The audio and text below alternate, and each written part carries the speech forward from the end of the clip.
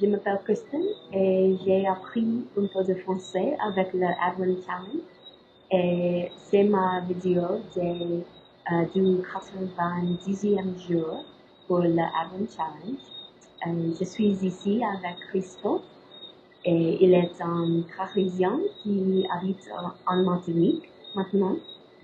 Comment ça va? Ça va très bien. Enchanté de participer à cette vidéo avec toi. Merci. Oui. Donc, Et toi? oui, merci. Euh, Peux-tu me dire un peu plus à propos de toi? Oui.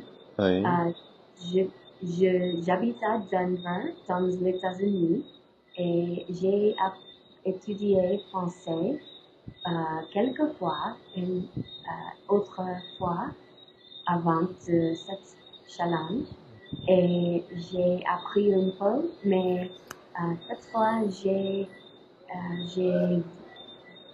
voulu apprendre beaucoup avec la Advent Challenge et j'ai décidé à avoir un tuteur pour attaquer et faire beaucoup de choses pour apprendre plus de français. Ok. C'est une bonne résolution. Je pense que c'est déjà un bon début pour continuer à progresser et à te permettre de réussir dans ce que tu Oui, désires. mon but pour le challenge était avoir une conversation de 15 minutes avec une personne qui habite dans un pays qui parle français. Ok. Et c'est possible pour moi maintenant avec le challenge, le Hmm. défi. Ok, c'est Et une très bonne chose. oui, oui. Je veux étudier plus de français, mais après cette challenge, je vais changer à l'espagnol et étudier l'espagnol pour 90 jours aussi. Pour Un autre 90 jours. défi. Ok, un autre défi. Ok. Et Oui, est-ce que tu penses continuer à apprendre le français? Euh, à continuer à entretenir ton français malgré tout? oui, je pense que je peux faire un peu de français, mais je ne sais pas euh, qui, quelle sera la meilleure méthode pour continuer parce que je mélange tout le temps les mots de français et l'espagnol quand j'essayais de parler le du Ok. début. Mais je pense que ça sera meilleur que je parle seulement l'espagnol pour 2 ou 3 semaines peut-être et changer à l'espagnol dans mon cerveau et je peux parler en français peut-être une fois par Une semaine, fois par semaine, ok. une semaine, je ne sais pas. Quelle Hmm. est ta recommandation? Parce que tu enseignes de langues et tu tu parles beaucoup de langues. Quel est le meilleur pour toi? Alors, ma recommandation est assez particulière parce que généralement, lorsqu'on apprend plusieurs langues étrangères, on conseille toujours de construire un noyau autour de la langue Mhm. avant d'envisager d'apprendre une autre langue. Mhm. Donc, il faut construire un noyau dur, un noyau où les bases grammaticales, les bases lexicales, les bases phonétiques sont déjà bien maîtrisées. Et ensuite, on peut s'attaquer à une autre langue. Dans le cas, par exemple, de langues très proches, comme les langues romanes, l'italien, le portugais, l'espagnol, le français ou d'autres, c'est vrai que lorsqu'on n'a pas une base totalement, je dirais, d'une base vraiment bien établie, où on a quand même une certaine sûreté, en tout cas Mhm. à un certain Mhm. niveau, c'est vrai Oui. que Parce que sont très similaires. très Oui. similaire. C'est vrai que souvent, ça peut être, sauf si on a une très très bonne organisation, ça peut être un peu plus compliqué. On a tendance à se tromper ou à confondre effectivement certains mots avec Oui. d'autres dans une phrase. Voilà. Ça peut créer une sorte de confusion.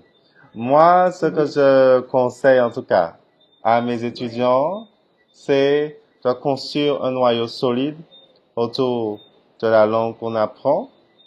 Mhm. Et si on veut commencer à apprendre une autre langue, il Oui. faut euh, effectivement envisager de se concentrer de manière vraiment spécifique pour avoir une très bonne organisation et vraiment faire attention, prêter attention pour éviter de commettre des erreurs Oui. trop Est-ce que régulières. tu essayais de changer complètement de son méthode d'étudier pour autre langue? Euh, je pense que est meilleur pour moi pour changer l'endroit que j'ai étudié, changer euh, l'idée de la langue comme autre, autre voix et autre personnalité, peut-être avec autre langue parce que il est très euh, facile pour mélanger et Peut-être ça, j'ai peut-être, toujours avoir besoin de méthode de mélange. oui, voilà, peut-être que ça peut être une idée assez originale, un peu Mhm. effectivement un peu particulière, mais pourquoi pas? Peut-être que effectivement jouer un certain rôle ou créer finalement tout un univers autour de la langue, essayer de s'imaginer un peu dans cette culture déjà, essayer de... Oui, Ça peut être je pense que effectivement une méthode oui, oui. assez inédite, mais très Pour moi, intéressante. oh, je suis désolée. Pour moi, est plus facile pour changer une langue que je parle meilleur, euh, que je parle mieux, Oui, parce que je parle espagnol mieux que français. ok. Et dans cet défi, j'ai c'est mieux que changer à l'espagnol pour quelque chose comme un projet ou une présentation pour euh, mon travail. Et c'était plus facile pour changer à l'espagnol parce que je parle espagnol très mieux que français. Mais Euh, quand j'ai retourné en français, c'était plus difficile pour parler en français et ne mélange pas avec l'espagnol. Euh, mais dans l'espagnol, je n'ai pas de problème. Mais en français, parce que je n'ai pas le niveau mon en niveau. français que j'ai en espagnol, c'est plus difficile, je pense. Oui, voilà. Tout est une question finalement de progression. Mais si tu as déjà un noyau assez solide en Oui, espagnol, à ce moment-là, oui, c'est possible effectivement d'apprendre une langue oui. proche. Dans quelques semaines, je vais à un pays où les gens parlent l'espagnol et là-bas, je pense que sera meilleur pour parler espagnol tout le temps. Et Régulièrement. Mhm. c'était dans le pays, je vais à Cuba Oh, à et je Cuba. pense que sera difficile à parler français là-bas. Oui, très, très difficile. Mhm. Oui, Oui. et je vais pratiquer mon Pratiquer. espagnol tout le temps là-bas. Ok, c'est une bonne chose, une très très bonne chose. Je pense que oui, Oui, l'immersion, quelquefois, dans un pays hispanophone ou francophone, si on veut améliorer son français, ça peut être effectivement une bonne initiative aussi. oui, Pas forcément obligatoire, mais ça peut être une initiative vraiment très intéressante si on a la possibilité de le faire. oui, Euh, et aussi, c'est un moment qui, généralement, en fonction du pays, peut être aussi très enrichissant sur le plan culturel, sur le plan aussi personnel. On peut découvrir oui, des personnalité, un mode de pensée différent. Oui, d'autres Personne, personnes. voilà. Donc, ça peut être Oui, c'est une bonne méthode. très intéressant. J'ai lu de cette chose dans une blog pour Penny Lewis. Il a toujours dit que tu dois changer toutes les méthodes et tous les endroits et les personnalités pour parler autrement. Notre langue, c'est vrai, effectivement. Oui, Mais c'est une bonne chose, je pense. oui, Essayer de pratiquer, et d'essayer d'avancer, de faire des choses. oui, C'est très intéressant. oui, je suis d'accord. Oui. Mais quoi de plus? Est-ce que nous pouvons parler de Même autre chose, chose? oui. Nous pouvons peut-être parler un petit peu de ta famille et Oui, c'est ma famille. oui. J'ai beaucoup de chance avec ma famille. Je suis mariée et mon mari a 2 filles. Et alors, j'ai devenu une belle-mère Ok. il y a 20 ans. Mhm. Et maintenant, les filles ont 25 et 27 ans. L'année est née et elle est enceinte de 7 mois. Et nous allons avoir un bébé dans 2 mois. Nous sommes très heureux de cette chose. Et aussi, la cadette a une âme très grande cette année. Oui. Elle va se marier le 14 de janvier. Mhm. Le 14 janvier. Mhm. Oui, dans 6 semaines, c'est très proche. Oui. Et j'ai 2 frères et une sœur. Ok. Une vidéo avec ma soeur et mon belle-sœur, la femme de mon frère cadet. Mhm. Cadet. Elle est enceinte aussi et je vais avoir une nièce ou un neveu Mhm. dans le mois de mai. Dans le mois de mai. Ok. Dans le mois de Oui. mai. C'est super. C'est une très bonne chose et je pense que avoir de nouveaux membres dans la famille et ça fait beaucoup de grands événements pour toi. Oui. Ok. Et c'est la première petit-fils ou petite-fille dans notre famille. Ah oui, c'est Et que nous sommes très heureux. très heureux. Oui, Oui, c'est aujourd'hui même, j'ai acheté quelque chose pour mon petit-fille, comme quelques vêtements quelques et vêtements pour autre enfants. chose Ok. ma fille va qu'il faut pour un bébé. Oui, Parce c'est qu'il y a super. beaucoup de choses. Nous Oui. avons acheté des livres pour le bébé. Oh, c'est bien. Il doit une bonne éducation et de quoi rester éveillé et créatif. Et c'est très bien. Oui, Oui. oui, Oui. oui. Nous avons une bonne chance pour avoir une famille grande et une famille très heureuse. Très heureuse et unie, c'est bien. Oui, C'est une très bonne chose. merci. Oui. Merci. Et je souhaite à ta famille, à toi, le meilleur pour la suite, pour le futur. Oui. Et, Dites-moi un peu de ça, de ta vie en Martinique. Qu'est-ce que tu veux faire avec tes amis et qu'est-ce que je fais en boulot? généralement? Alors, j'étais conseiller en projet pour des entreprises, Mhm. mais en ce moment, j'ai repris mes études pour devenir life coach et Ah, motivational speaker. Et j'étudie donc la psychologie en ce moment. Et l'année prochaine, je déménagerai à Toulouse pour continuer mes études.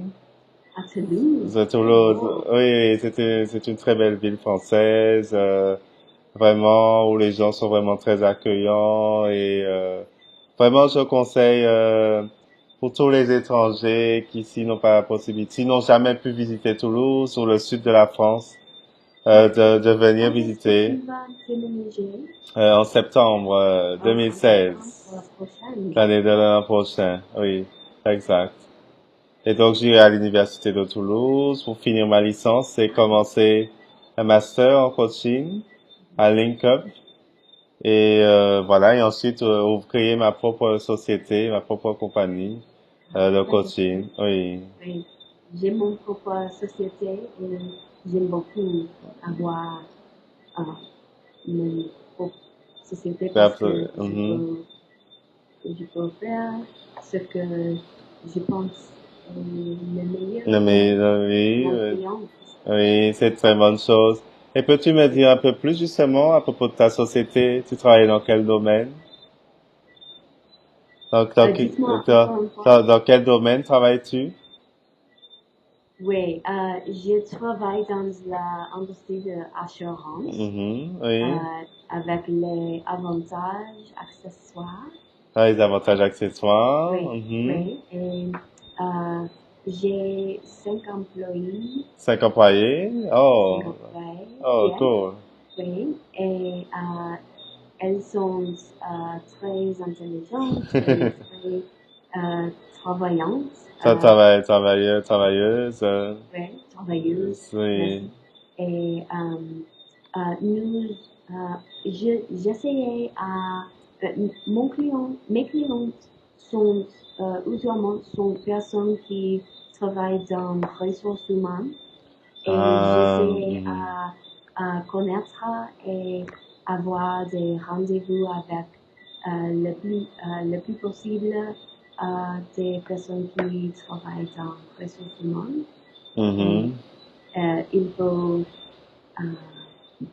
rendez-vous avec ces types de personnes pour euh, les connaître et les montrer qu'est-ce que nous pouvons faire Mhm.